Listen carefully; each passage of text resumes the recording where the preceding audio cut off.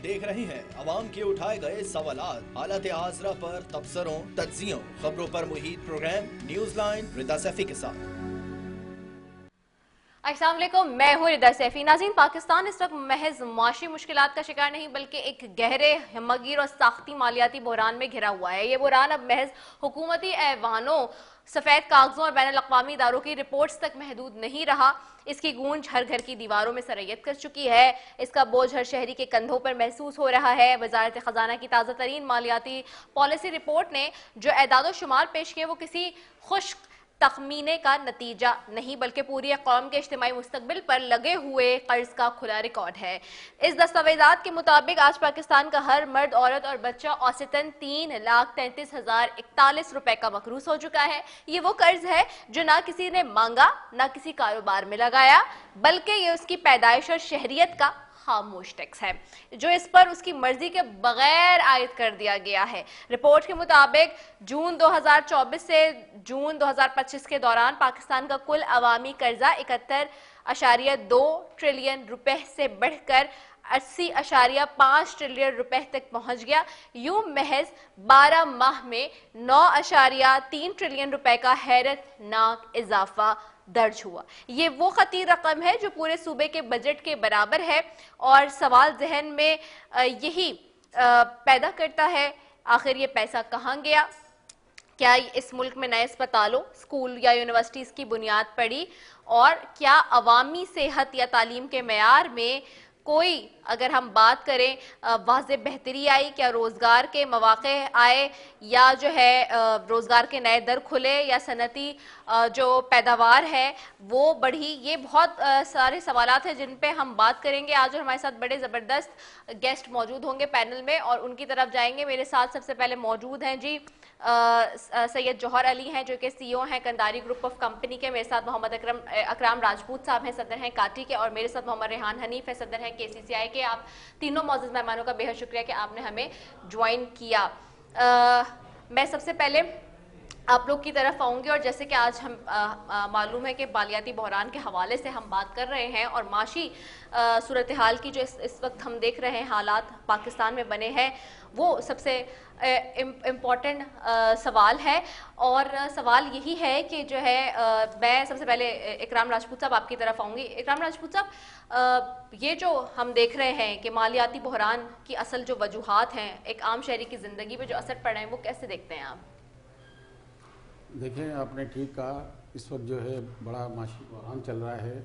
इंडस्ट्रियां बंद हो रही हैं और कारोबार जो है वो ठप हो रहे हैं, एक्सपोर्ट भी नीचे आ रही है। तो ये सब चीज़ों का हल ये है कि हमें फौरी तौर पे अपनी एक्सपोर्ट पे तवज्जो देनी है, जिसके लिए अब हम कराची के हवाले से देखें तो हमारी जो कॉस्ट है वो दूसरे पंजाब के मुकाबले में हमारी कॉस्ट ज़्यादा है। हमारे यहाँ इलेक्ट्रिक भी महंगी है, हमारे यहाँ गैस भी ज़्यादा रेट्स हैं, अभी इन्होंने लेवी लगा दी। इसके अलावा सबसे बड़ा यहाँ पे पानी का मसला है, पानी हमें बहुत महंगा मिल रहा है। अभी देखें, अभी 3 रोज़ से जो है यहाँ बहरान है पानी का, वो सब सॉइल वाटर जो है वो इंडस्ट्रीज़ को पूरा कर रहा है और वाटर बोर्ड तो पूरा पानी नहीं दे पा रहा। अभी कोई गवर्नमेंट ने उनके कोई चार्जेस बढ़ा दिए तो वो एकदम से जो है जिस रेट पे हमें दे रहे थे उससे कोई 20 टाइम्स मोर वो रेट बता रहे हैं, जो कि हमें कॉस्ट ही नहीं करता, हमारी कॉस्ट ही नहीं बनती है। तो ये बहरान आया हुआ है। उसके अलावा दूसरे चीज़ें चल रही है। तो मैं तो आपके प्रोग्राम की तवज्जो से वज़ीर-ए-आज़म पाकिस्तान से अपील करता हूँ कि शहबाज शरीफ साहब, आप ख़ुद भी माशाल्लाह इंडस्ट्रियलिस्ट हैं, बिज़नेस कम्युनिटी का हिस्सा हैं, आप पूरी बिज़नेस कम्युनिटी को बिठाएं और ये मसला रिज़ॉल्व करें। देखें, रोज़ाना चीज़ें जो है ना ख़राबी की तरफ जा रही है, कोई बेहतरी नहीं हो रही है। तो इस वक्त जो है आपकी फौरी तवज्जो की ज़रूरत है इस तरफ। ठीक हो गया। मैं आपकी तरफ आती हूँ सैयद जौहर अली साहब। सैयद जौहर साहब, आप कैसे देखते हैं चीज़ों को, ख़ास तौर पे जब हम मईशत की बात करते हैं एक बिज़नेस मैन के लिए? हमने ये तो देखा कि अभी जिस तरह से वज़ीर-ए-आज़म शहबाज शरीफ साहब ने 4.5 रुपये कमी करने का ऐलान किया बिजली के नर्ख में, लेकिन उसके साथ साथ हम देखते हैं कि बाकी भी जो हमारे जो टैक्सेस के मामलात हैं और जो सारी चीज़ें हैं उसके ऊपर सवाल अगेन यही उठता है कि आखिरकार کس طریقے سے جو پالیسیز ہیں ان کو لے کے جایا جائے اور کیری آن کیا جائے، کیونکہ سوال یہی ہے کہ جو کنسسٹنسی ہے پالیسیز کی کیا وہ نظر آتی ہے ہمیں؟ بسم اللہ الرحمن الرحیم. بڑا چھوٹے سے ٹاپک میں بہت ساری باتیں کرنے کے لیے، جیسا آپ نے اپنے انٹرو میں بھی کہا کہ جی بحران ہے اور اس کو کیسے کنٹرول کیا جائے، اور اس طریقے سے دیکھیں یہ بحران آج کا نہیں ہے. یہ اگر آپ 70 سال پرانے اخبار اٹھا کے دیکھیں تو اس میں بھی لکھا ہوا تھا کہ ملک اس ٹائم نازک صورتحال سے گزر رہا ہے. وہ صورتحال ویسی ہو گئی کہ 3 جنریشن میں ٹرانسفر ہو چکی ہے. بنیادی چیزیں ہوتی ہیں کسی بھی ملک کی اکنامک کو ریوائیو کرنے کے لیے جو انفارچونیٹلی یہاں پہ نہیں ہے. سب سے بڑی بات میں بتاؤں کہ کسی بھی ملک میں اگر آپ کو کوئی ریولیوشن لانا ہے، انقلاب لانا ہے اکنامک کا، تو وہ آتا ہے انڈسٹرائزیشن سے. انفارچونیٹلی ہمارے پاس ڈی انڈسٹرائزیشن ہو رہی ہے، لوگ انڈسٹری نہیں لگا پا رہے. ایک چھوٹی سی انڈسٹری بھی لگتی ہے تو ہزاروں لوگوں کو روزگار کا ذریعہ بنتی ہے، جس میں لوگوں کو جاب ملتی ہے، کاروبار ملتے ہیں، اس میں وینڈر آتے ہیں، سپلائر آتے ہیں، ٹرانسپورٹر آتے ہیں، ایک پوری چین بنتی ہے کام کرنے کی. یہاں پہ انفارچونیٹلی ڈی انڈسٹرائزیشن ہو رہی ہے، لوگ اپنی انڈسٹری بند کر کے جو ہے اس کو ویئر ہاؤس بنا رہے ہیں، اور اب ویئر ہاؤس ختم کر کے اس پہ پلازا یا شاپنگ مال بن رہے ہیں. تو لوگ کہاں کاروبار کریں گے 3 4 3.5 کروڑ کی آبادی کے شہر میں، جہاں پہ یہاں کراچی میں تو کچھ بھی پیدا نہیں ہوتا، یہاں تو ہر چیز جو ہے باہر سے آتی ہے، پانی تک باہر سے آتا ہے. تو یہاں پہ چیز گرو کوئی نہیں کرتی، ایگریکلچر کراچی میں نہیں ہے. تو اب یہ انڈسٹرائزیشن ہی ایک ذریعہ ہے جو کہ پرائیویٹ سیکٹر کو کرنا چاہیے. گورنمنٹ کا کام انڈسٹری لگانا نہیں ہے، لیکن سوال یہ ہے کہ پرائیویٹ سیکٹر انڈسٹری کیسے لگائے. بحران کیسے ختم ہوگا؟ بحران کا جو مجھے نظر آتا ہے کہ اور کوئی سونے کی دیگیں تو زمین سے نہیں نکلیں گی نا، ہمیں خود اپنے ہاتھ پاؤں مارنے ہیں. اس کے لیے ایک طریقہ یہ ہے کہ جی آپ ایک کنڈنسیو انوائرمنٹ دیں، انڈسٹری کو فروغ دیں، ٹیکس ہالیڈیز دیں، اور دوسرے جو 3 4 بنیادی چیزیں جو مختلف اداروں کی رپورٹس کہتی ہیں کہ آپ کے پاس پولیٹیکل انسٹیبلٹی ہے، آپ کے پاس انرجی آؤٹریج ہے، آپ کے پاس جو ہے لا اینڈ آرڈر کا بہت بڑا مسئلہ ہے، آپ کے پاس انفراسٹرکچر کی کمی ہے. تو ان حالات میں کیسے انڈسٹری لگے گی؟ فورن انویسٹمنٹ کہاں سے آئے گی؟ لوکل لوگ یہاں سے، آپ یہ دیکھ لیں، میں جتنے اسٹیٹکس آ رہے ہیں کہ لاکھوں لوگ یہاں سے مائگریٹ کر رہے ہیں، جا رہے ہیں. کہ اچھی چیزیں نہیں ہیں. اگر ان کو اپنے ملک میں سب چیزیں ملیں، کوئی بیوقوف نہیں ہے کہ اپنا ملک چھوڑ کے کسی اور جگہ پہ جا کے کاروبار کرے یا نوکری کرے. لیکن وہ لا اینڈ آرڈر کا بہت بڑا تھریٹ ہے. کراچی ایسا شہر جو پورے ملک کو پالتا ہے، کراچی کی صبح ہوتی ہے تو ملک کی صبح ہوتی ہے. کراچی کا جوڑیہ بازار کھلتا ہے، کراچی کی کپڑا مارکیٹ کھلتی ہے تو پورے ملک کے بازار کھلتے ہیں. وہاں پہ انفراسٹرکچر کا فقدان ہے. آپ کسی اپنی انڈسٹریز پہ نہیں پہنچ سکتے، اپنے آفس نہیں پہنچ سکتے، باہر سے کسی کو لا کے وزٹ نہیں کرا سکتے. اگر یہ نا ان چیزوں سے نکلنا ہوگا. ہم مساق جمہوریت پہ بہت بات کر چکے ہیں، ہمیں مساق معیشت پہ آنا ہوگا اور وار فوٹنگ لیول پہ بیٹھ کے، جیسا اکرام صاحب نے کہا، اسٹیک ہولڈر کے ساتھ بیٹھنا پڑے گا، ان کے درد کو سننا پڑے گا، ان کو اس میں انٹر کرنا پڑے گا، تاکہ واضح پالیسی ایک شارٹ ٹرم پلان بنے، ایک لانگ ٹرم پلان بنے، کوئی اسٹیبلٹی آئے، کوئی کانفیڈنس بحال ہو. ورنہ اس طرح ہم چل رہے ہیں، معذرت کے ساتھ مجھے بہت خوف ہے، کیونکہ مجھے نہیں لگتا کہ آج کوئی انڈسٹری آپ کی نہیں لگانے کو تیار نہیں ہے. کوئی اس کو ماڈرنائزیشن کی طرف نہیں جا رہے ہیں. لوگ اس کو بند کر کے اپنے یونٹ میں نام نہیں لینا چاہتا. ملک کے 2 3 بڑے نام ہیں جنہوں نے اپنے شٹ ڈاؤن کر دی اپنی انڈسٹری یہاں پہ. کیوں کی؟ ظاہر سی بات تو کہتے ہیں جی ہم ٹیرف ہی نہیں کر سکتے. 38% جب ہم کاسٹ آف ڈوئنگ بزنس اپنے نیبر کنٹری سے زیادہ دے رہے ہوں گے اس کمپٹیشن کے دور میں، تو how can you survive? Definitely آپ انڈسٹری بند کرو. ٹھیک ہو گیا ہے. میں محمد ریان حنیف صاحب کی طرف جاؤں گی کہ سی سی آئی کے صدر جو ہیں وہ ہمارے ساتھ ہیں اس وقت.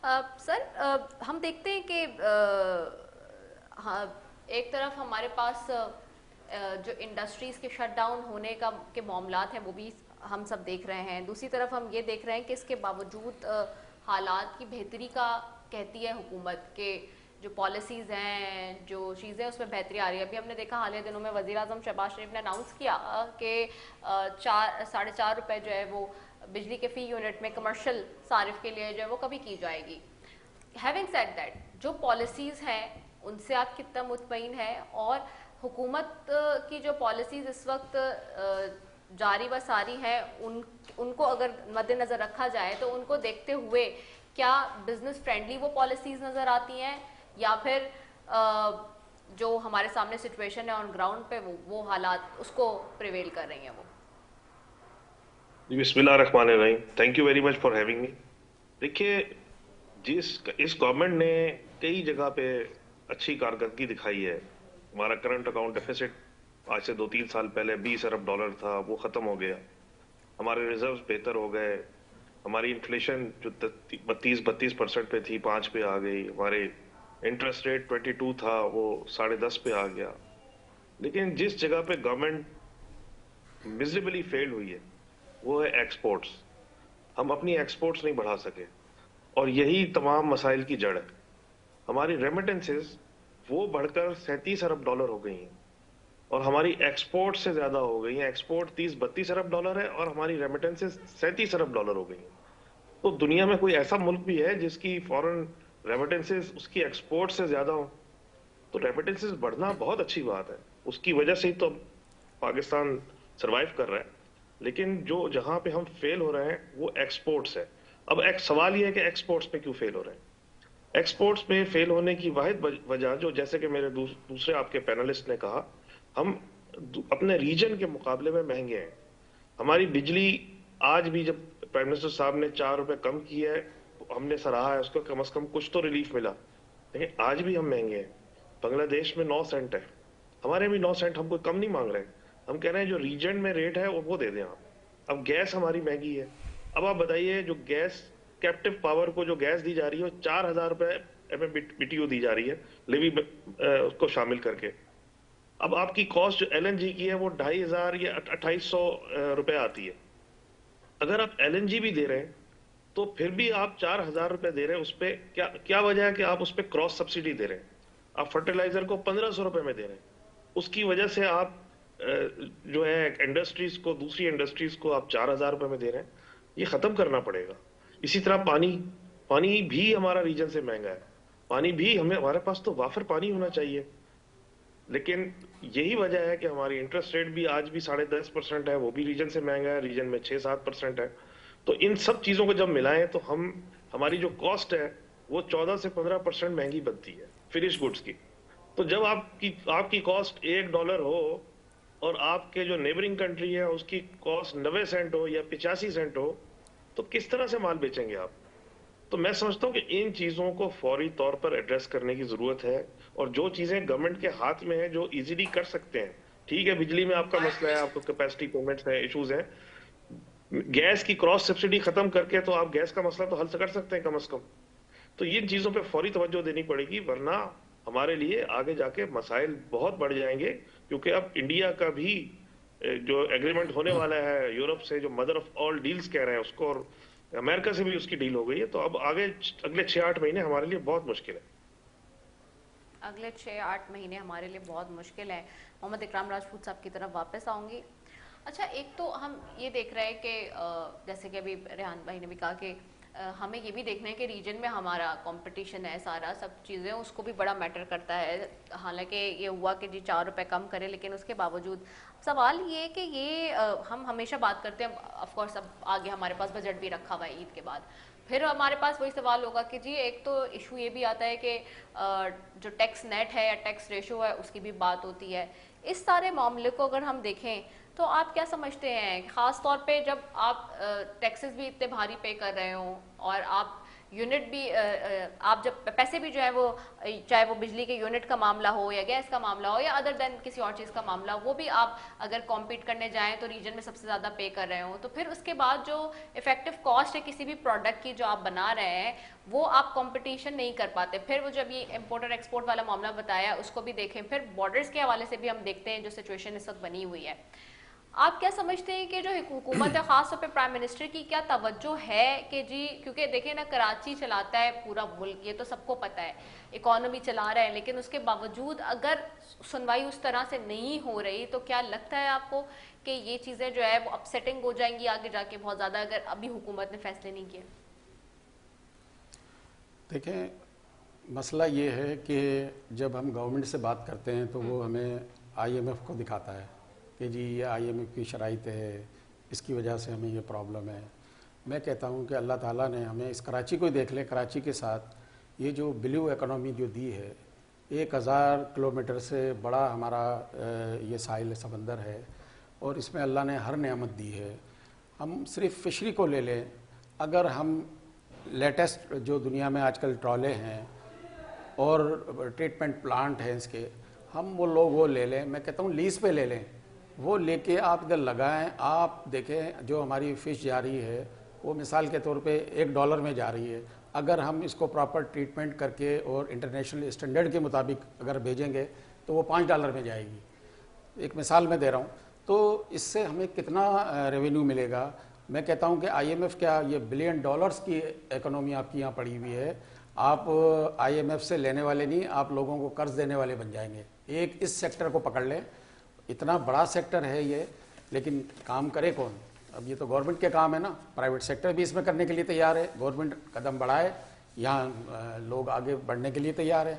तो इस ब्लू इकोनॉमी पे बहुत काम करने की ज़रूरत है, और ये अल्लाह ताला ने बहुत वसाइल दिए हमें, इस मुल्क को बड़ा फर्टाइल बनाया है, लेकिन बदकिस्मती है कि बस हम लोग नहीं कर पा रहे हैं। ठीक हो गया, हम लोग नहीं कर पा रहे हैं।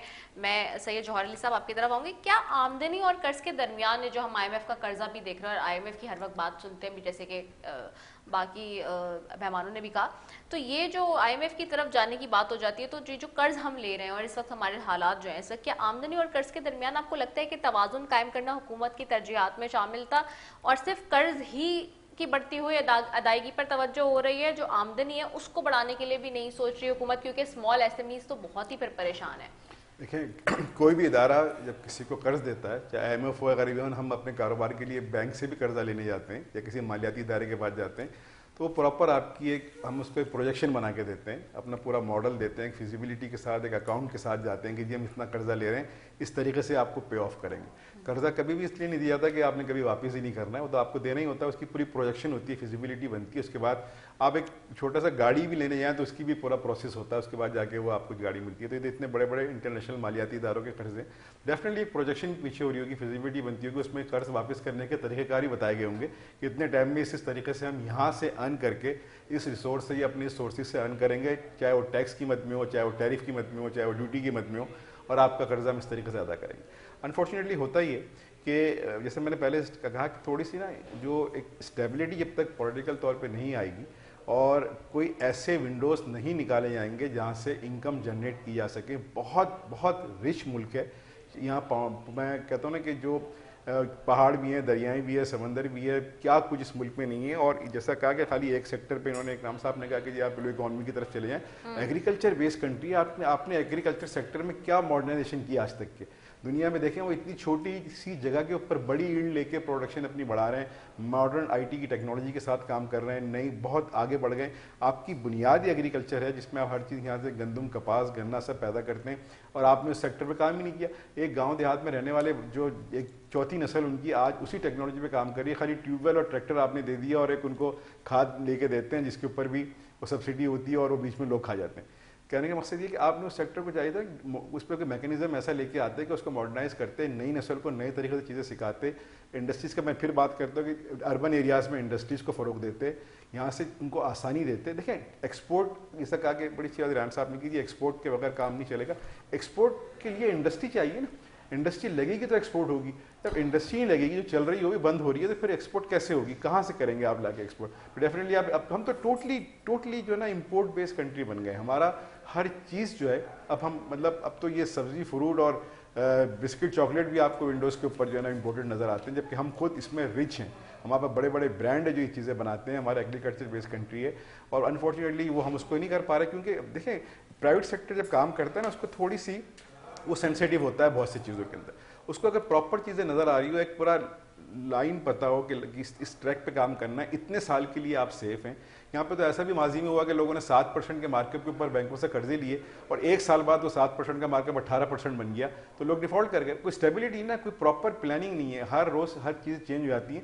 यही वजह है कि जो है आपका लार्ज सेक्टर है, जो एक बिल्कुल ही एक्सट्रीम लेवल पे कॉर्पोरेट सेक्टर है, वो तो सर्वाइव कर रहा है क्योंकि अदर ऑप्शंस भी हैं। लेकिन आपका SME जैसे आपने कहा, वो तो तबाह हो गई, उनके पास कोई सर्वाइवल ही नहीं है, लोन उनको नहीं मिलते, बेनिफिट्स उनको नहीं मिलते, और साथ साथ अनफॉर्चुनेटली करप्शन लेवल भी इतना बढ़ गया कुछ इदारों के अंदर कि वहाँ पे आप कम्पीट ही नहीं कर सकते। आपको अपने जायज़ काम के लिए भी वहाँ पे खड़े होकर धक्के खाने पड़ते हैं और पैसे देने पड़ते हैं। ये सब चीज़ें गवर्नमेंट के इल्म में है।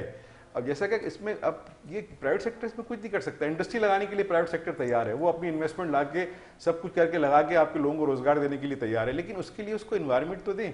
जगह लेने जाता है तो खुद खरीद से बाहर हो गई है, बिजली उसको नहीं मिलती, गैस उसको नहीं मिलती, कैप्टिव पावर की बात की, उसके रेट कहाँ से कहाँ चले गए, उसको इंफ्रास्ट्रक्चर उसके पास नहीं है माल ले जाने लाने के लिए, तो वो कैसे इंडस्ट्री लगाएगा, कैसे एक्सपोर्ट करेगा, कैसे लोगों को रोजगार देगा?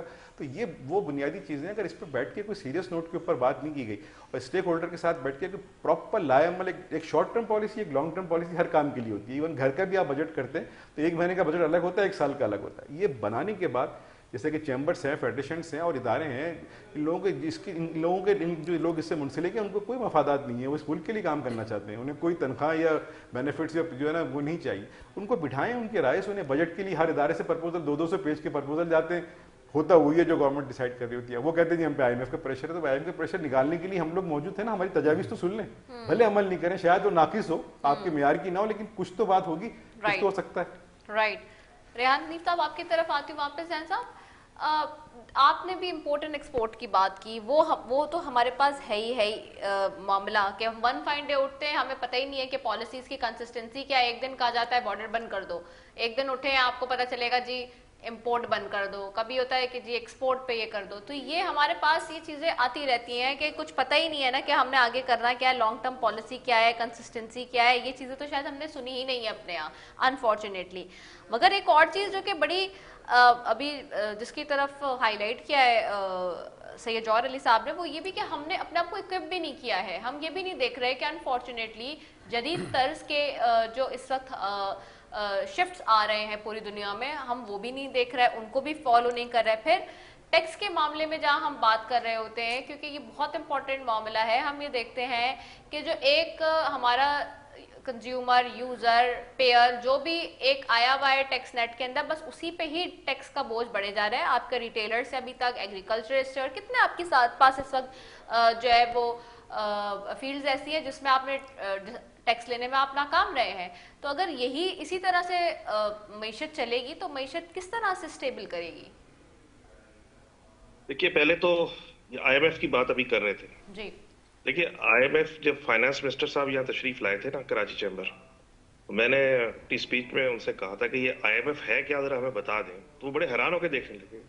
میں نے کہا جب کسی منسٹری میں جاتے ہیں, فائنانس منسٹری میں جاتے ہیں, کامرس منسٹری میں جاتے ہیں, جو انرجی کی منسٹری میں جاتے ہیں, جب کسی نے کوئی کام نہیں کرنا ہوتا نا, وہ فٹ کہہ دیتا ہے IMF نہیں مانتا. اب پتہ نہیں کہ IMF نے کہا بھی ہے کہ نہیں کہا, یہ منع کر دیتے ہیں IMF کا نام لے کے.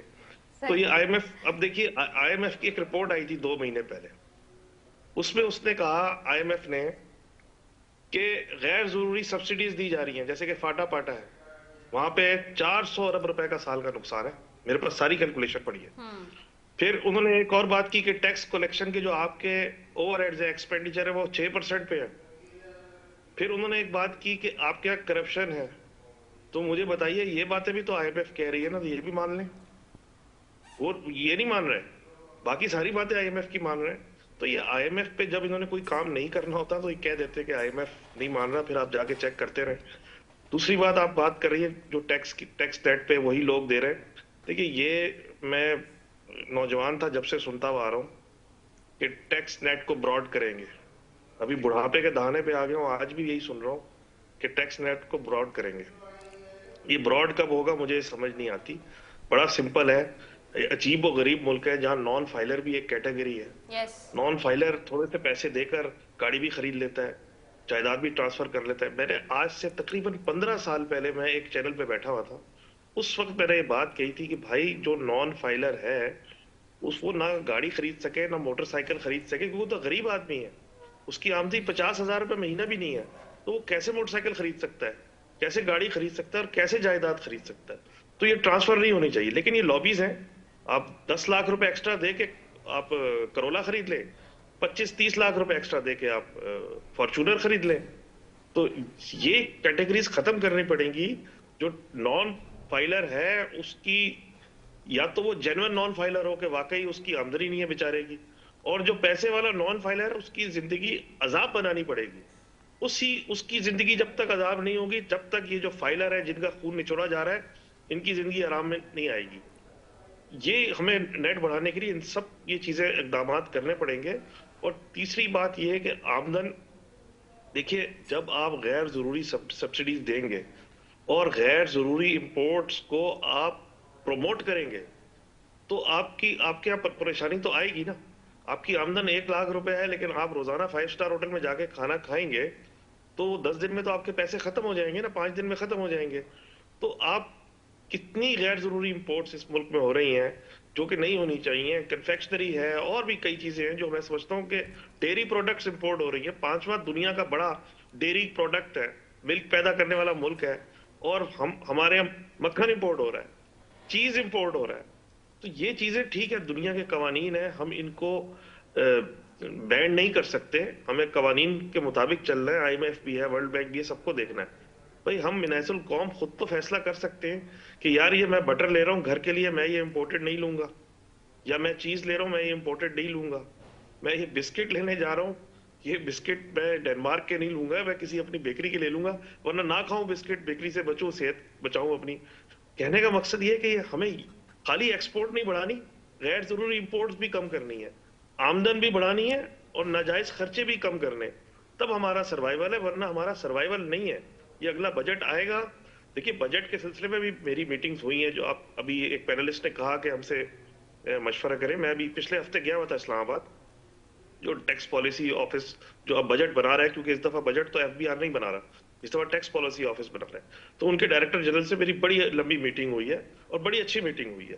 وہ بھی کمیٹڈ ہے, وہ بھی چاہتے ہیں کہ ایسے حل نکلیں کہ جن سے ہمارے ملک کی ایکسپورٹس بڑھے, اور جو غیر ضروری ایکسپورٹرز پہ قدغن ہے, تنگ کیا جا رہا ہے, ایف ٹی آر رجیم وغیرہ جیسے معاملات, یہ ٹھیک ہوں.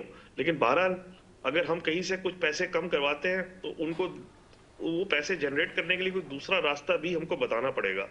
تو انشاءاللہ اگلے ہفتے میری دوبارہ میٹنگز ہوں گی ان سے, اور ہم کوشش کر رہے ہیں کہ ایسا بجٹ سامنے آئے جو ایکسپورٹ اورینٹڈ ہو, انڈسٹری اورینٹڈ ہو, اور غیر ضروری امپورٹس کو وہ ڈسکریج کرے. ٹھیک ہو گیا ہے. اچھا ہم دیکھتے ہیں محمد اکرام صاحب, یہ جون 2024 سے اگر ہم نظر ڈالیں جون 2025 کے دوران 9.3 ٹریلین روپے کے قرض میں اضافہ ہوا ہے, بہت بڑا اضافہ یہ رہا. آپ کیا دیکھتے ہیں کن عوامل کی وجہ سے ہوا ہے, اور اس پر ملک کا جو اس کے جو اثرات ہیں وہ کتنے پڑے ہیں اس کی وجہ سے؟ دیکھیں ہماری گورنمنٹ جو ہے وہ دنیا بھر سے قرض بھی لے رہی ہے, لیکن ان لوگوں کی عیاشیاں ختم نہیں ہوتی ہے. جہاں جا رہے ہیں چارٹرڈ پلین فلاں 20 50 بندوں کو لے کے جانا, کیا ضرورت ہے, ہم نہیں افورڈ کر سکتے.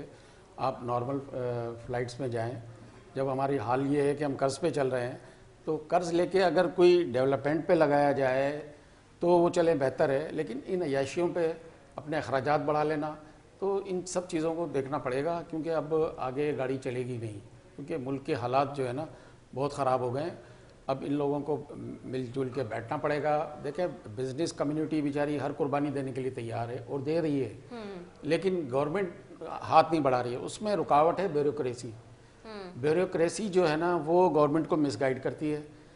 ہمارے یہاں سے ڈیلیگیشن جاتے ہیں ملنے کے لیے کامرس میں یا ادھر فائنینس میں, تو ایف بی آر کے مسئلے ہوتے ہیں. اب وہ بیوروکریسی نئی نئی چیزیں لا کے ان کو الجھاتی تھی کہ نہیں جی آپ اس طرح کریں گے, اس طرح ان کو ریلیف دیں گے تو یہ ہو جائے گا, اس طرح دیں گے تو یہ ہو جائے گا. یہ چیزیں ہیں, جب تک یہ ان کے چنگل سے نہیں نکلیں گے. اور میں تو کہہ رہا ہوں کہ لکیلی اس وقت پرائم منسٹر آف پاکستان خود ایک بزنس مین ہے, انڈسٹریلسٹ ہے, وہ سب چیز سمجھتے ہیں. تو فوری طور پہ ہمارے چیمبر فیڈریشن ایسوسیشنوں کو ان کو لے کے بیٹھے اور بیٹھ کے مسئلے ریزالو کرے تاکہ ہمارا ملک آگے بڑھے.